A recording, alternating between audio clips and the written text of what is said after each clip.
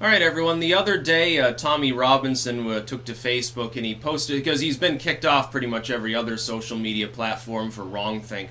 He decided to, he found a leaflet from a rape crisis center, I guess, over there in the UK.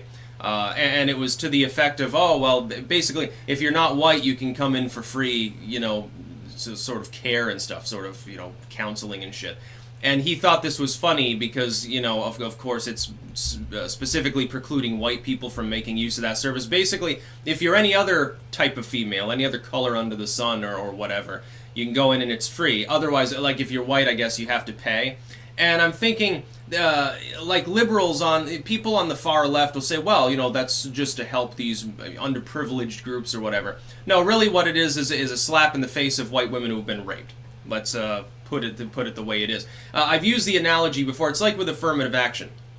Let's say that I'm running a store. I have 2 loaves of bread for sale, and I put one at a lower price, or I put up ads and shit telling people about how wonderful this bread is. I haven't said anything bad about the other loaf of bread. I haven't indicated that it's bad or wrong or anything. I haven't raised the price of it to keep people from buying it. I'm not doing anything to the other loaf of bread that should be considered wrong.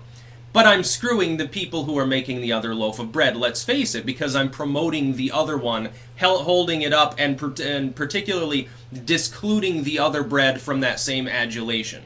That's really what I'm doing. That's what affirmative action does, and that's what things like this do. If I say to people like anything along these lines, like if I say, well, I'm giving discounts to people of certain race or something, well, then anyone who's not included in that group, you can understand, even if it's just 100% positive and affirmative stuff, the other group or groups are harmed by default. That is the way that it is. And it's very disingenuous when people try to pretend that that's not what's actually happening. You can say, well, underprivileged or whatever. Why shouldn't free counseling at this place either be provided for everyone or be based on income? I would think that would have much more to do with whether you can or cannot pay the fee.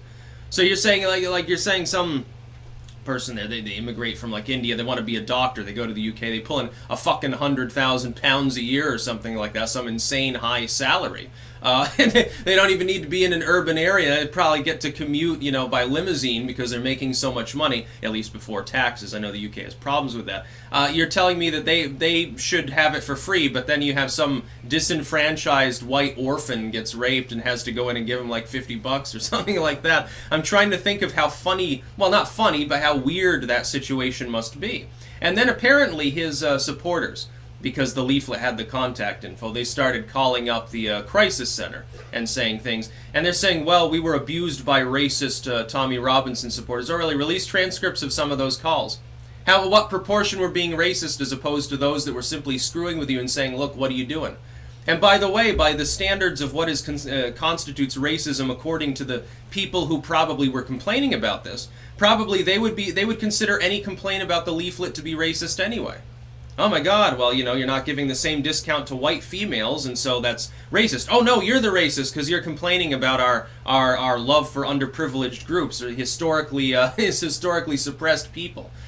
So you've got this weird situation where this is basically a combat between 2 different groups of people over terminology at some point. Saying this, of course, Tommy Robinson by postings, they're going to come after him and say, well, he dog whistled to his supporters to get them to call us up and screw with us. They apparently had to call the police. It's like, yes, I can understand if you're clogging up the lines of a rape crisis center, it's not necessarily the best showing. But like people have a right to contact them with a question or a complaint, right? Like you can call up their normal business number and be like, hey, what's going on with this leaflet? It's not a good look for you. It looks racist by my understanding, and it is. Of course, it's racist because think about it. You are literally splitting people apart by race for differential treatment in regards to whether they have to pay or not after one of the most traumatic experiences that a person could possibly have, and yet it's Robinson's people that are considered problematic. Now, I would think that policy should be changed. The policy is what's problematic. If people are indignant or angry at it, I would think that would make sense. Yes, I think I'd be angry too. And I'm thinking to myself as well now, is something similar to this, does it go on at all in the United States? And unfortunately, it probably does. By the way, Planned Parenthood pretty much free for everyone for most topical treatment. It's a better model overall. No, I think that this is disgraceful, actually, that in a Western, supposedly civilized nation, you would have this going on, and especially the dog whistle for censorship, like saying, basically insinuating, well, Robinson shouldn't be able to do this. Well, it's because he has a lot of fans. Look, if somebody posts something like this on a page, they get like 20 people follow them. And you get a couple of people that say, haha, we're going to make a prank call. It's like not a big deal. I mean, nobody gives a fuck. Police probably aren't called unless it's pervasive, like the people spend all afternoon clogging up the phone lines. But Robinson, how many people follow him on Facebook? I honestly don't know, because at this point I don't really use Facebook. Like, I don't even log in regularly anymore. Yeah, it was for a while. I would log in at least for a little while each day just to check messages. Now I'm like, I don't even bother. It's like most of the people that I talk to have left the platform. It's basically, Facebook at this point is just a messaging service that people use on their phones. That's really all it is. For anything else, why the hell would you want it for social media in the standalone sense, especially for your desktop experience? It doesn't make any sense. It's clogged with ads. Have you used Facebook without ad blocker lately? It's almost non-functioning. It's like all the scripts and crazy shit. There's like fucking flashing colors and potentially virus-addled ads. They've had problems with that on Facebook. Yeah, fuck your site, Zuckerberg. So I'm not going to go and check. It's probably at least hundreds of thousands of people, though, I would imagine. He's a popular dude. He's working for a relatively large media order. I think he works for a Canadian firm. Doesn't he work for Rebel Media? I think they hired him, and then he's got his own thing going on. He does his own shows and stuff. They constantly try to deplatform him, and you watch, they'll try to deplatform him over this, despite the fact that he's literally complaining about actual racism.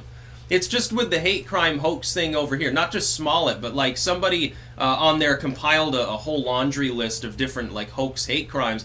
It's not that hate is more prevalent, it's that, you know, opportunists use that in order to get 15 minutes of fame or start a lawsuit more. It's not that bigotry against women is on the rise, except in certain demographic communities within urban areas, maybe within the UK. I understand why that might be a problem. Otherwise, no, violence against women is not particularly prevalent. Thankfully, that's a good thing.